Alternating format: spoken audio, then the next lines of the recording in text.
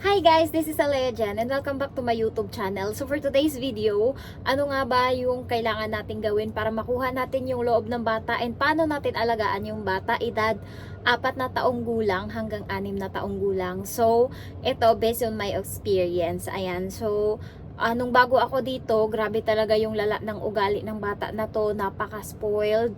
Lahat-lahat nasa kanya na and kapag bago ka sa mga bata, magpapasaway sila ng magpapasaway. And kapag nakita nilang naiinis ka, nai-stress ka, mas lalo silang ginaganahan na magpasaway. Mas lalo silang ginaganahan na gawin yung mali. So, nung bago ako, hirap na hirap ako kasi gusto ng amo ko na laruin ko yung bata. Gustong gusto niya na magkasama kami parati ng bata. Ang bata naman, kapag naglalaro and then nilalapitan ko, sasabihin niya sa akin, "Can you please leave me alone? Can you please go away?" So, alam mo yon, yung nahihiya ka na hindi mo alam, 'di ba kapag ikaw sinabihan ka na, "Can you please go away?" or "Can you please leave me alone?"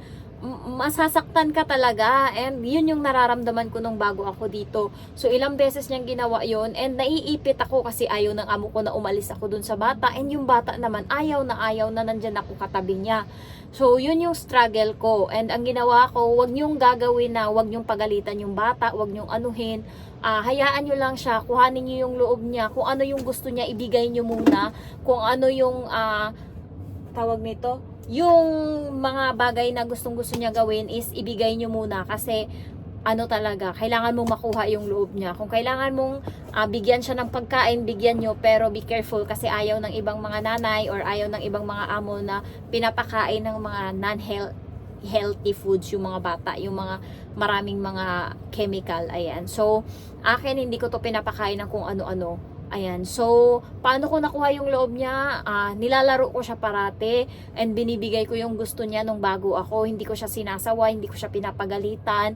And kapag nag-iinarte, inaano ko lang, hinahayaan ko siya. So hanggang sa parang unti-unti nakuha ko na yung loob niya, kakalaro namin and nagtatawanan kami always hanggang sa pinagkatiwala na siya ng amo ko sa akin. First is, napakahirap niyang paliguan. So, kailangan mo muna siyang takot-takutin. Sabihin ko sa kanya, i-adjust ko yung tubig sa pinakamalamig or pinakamainit. At tapos itapat ko sa paa niya para konti lang yung maramdaman niyang init. Para titigil na siya sa pagligo. Kasi dati, isa't kalahating oras nandun lang kami sa loob ng banyo. Ayaw niyang umalis and iiyak siya kapag pinapaalis ko siya. So, natuto ako. Ngayon, pinakamahaba na namin yung 30 minutes. Ayan, pinapalaro ko pa yan siya doon.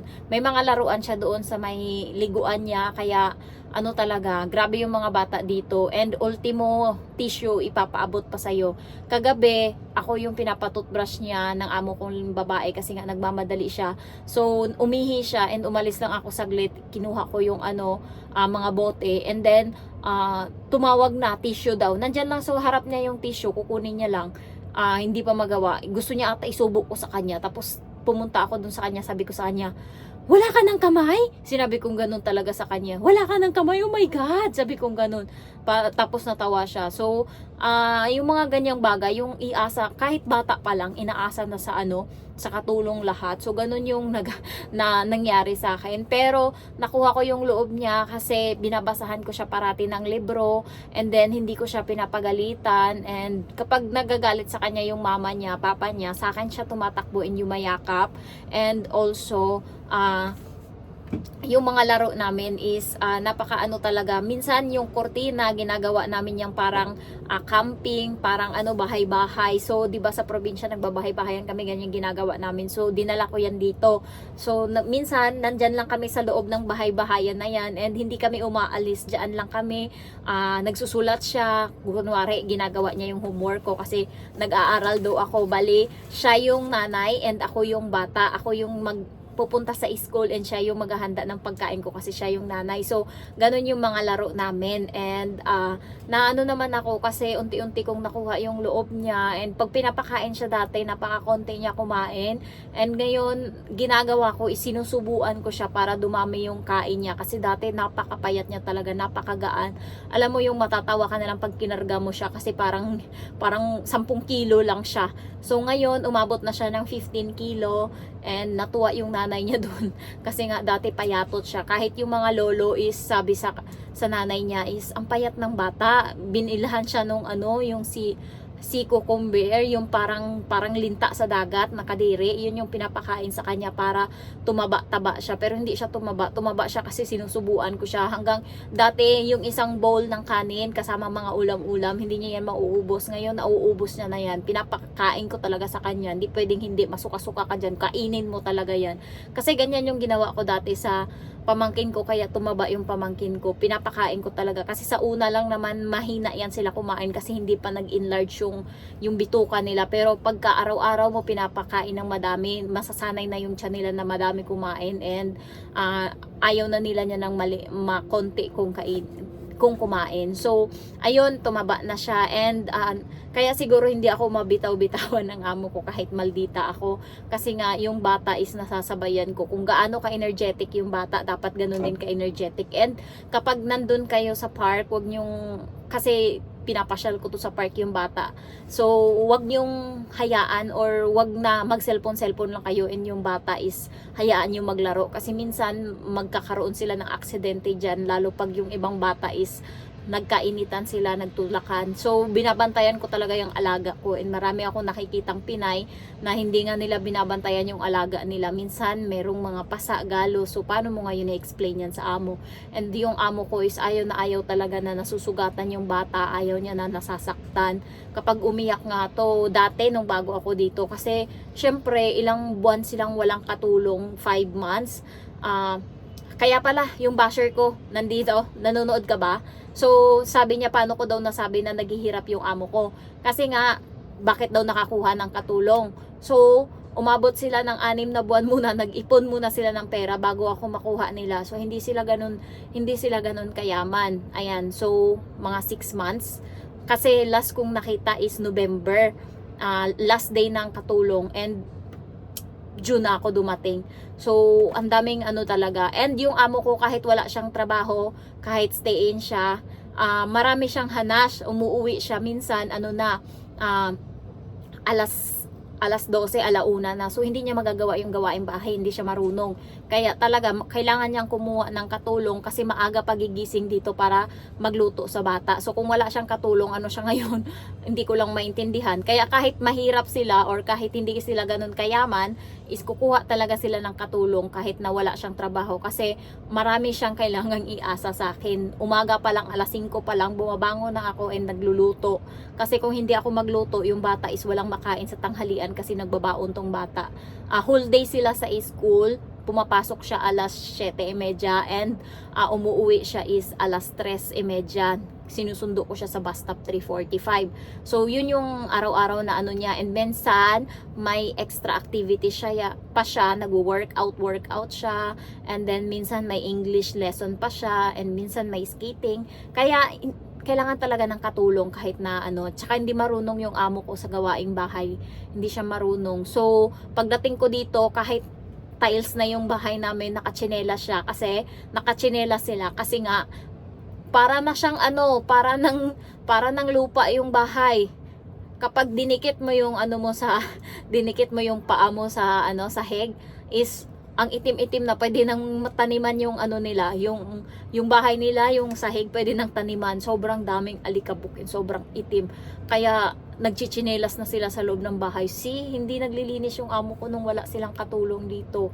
Yung CR is nagdidikit-dikit na, ang itim-itim na. Nung binrush ko doon na, kasi sa unang pagdating ko dito is dalawa yung CR. Yung CR na ginagamit ko is binrush ko yun nung pagdating ko, kasi nga ang itim-itim, so pumuti. Ngayon doon na sila nagsi-CR lahat, sa CR na maputi, kasi 3 araw pa ako bago tinuruan ng amo ko kung paano linisin yung CR. Kaya hindi pa ako pwedeng pumasok doon sa loob ng kwarto nila, nandun yung isang CR. So hindi pa ako doon makapasok. So doon sila nagsi-CR sa kwarto sa CR na malinis. So ganun ka tapos yung amo ko is hindi talaga plansya yung niya, yung damit niya, nakapatong lang yan pagkagaling sampay, kulubot-kulubot. So pinapatong lang ng amo kong babae sa upuan, and kukunin na lang doon, pick upin na lang ng amo kong lalaki doon sa upuan, hindi na pinaplansya. So ngayon nakaplansya na yan lahat, sa lansa na, lahat-lahat. Kaso yung amo ko is wala talagang problema kasi sa ibang katulong ng Indonesian, katulong ng ng matanda na parents ng amo ko, pati panty pinapaplansya. Oh my God, totoo yan, promise. Nakita ko, pinapaplansya yung panty, yung medyas. Ay, hindi ko ma-imagine. Dito yung pinaplansya ko, pantalon lang, na maong, yun lang. And then uniform ng amo kong lalaki and babae, yung bata. Yung uniform niya kasi is kailangan kusot-kusot. Pero yung mga pambahay, hindi na pinapaplansya. Tsaka yung mga damit na gantong-ganto, yung mga pang winter-winter, tsaka kung ano-ano, hindi na yung maong lang talaga pinapaplansya ng amo kong babae. Nagkukusa na lang ako kasi naawa na ako, habulin na siya ng plansya. So, yung ibang katulong talaga malala yung nila, pinapaplansya sa kanila yung panty. Oh my gosh, totoo yan, nakita ko. So, kaya tumingin ako sa amo ko, parang napaka-thankful ko pa pala. So, guys, pasensya yung kailangan dito. Unang-una talaga yan, para makuha mo yung loob ng bata, pasensya, dapat masayahin ka, and dapat pakisamahan mo talaga yung bata kahit ayaw mo. Sa sunod mo na siya didisiplinahin kapag mga 4 na buwan ka na, pero sa first 3 months, kailangan kuhanin mo lang yung loob niya, pakisamahan mo lang siya. Sa 4 months, doon ka na magsimulang yung mga baluktot na ginagawa na niya, doon mo na unti-unting tuwirin. So, ganun yung ginagawa ko. Dati, nitong bata, sinasabi ko sa kanya, pag ganyan ka, salbahe ka, hindi ka tignan mo, dadami yung tagihawat mo. Sabi ko gano'n sa kanya, magkakatagihawat ka. So, ngayon, di na siya gumagawa ng masama. And then, yung mga ganyang bagay is unti-untiin yung ipaintindi para kahit papano naman, may matutunan naman yung bata. And, magaling na yung bata magbasa ngayon. Yun yung unang nagustuhan ng amo ko sa akin. Magaling na siya magbasa dahil sa akin, 5 taong gulang pa lang, ang galing niya na magbasa. And mga ibang mga learning, nalaman niya na kahit ako natuto na rin ako ng mga kantang pambata dahil sa kanya. And guys, kung gusto niyo pumunta dito and mga 3 years old yung mga alaga niyo, manood kayo ng mga YouTube video ng mga kanta ng mga pambata. Kasi pagdating dito, ma-apply mo yan, magagamit mo yan para anuhin sila. Kasi ako, natutuwa yung bata sa kanta ko na fly high butterfly, paro paro G.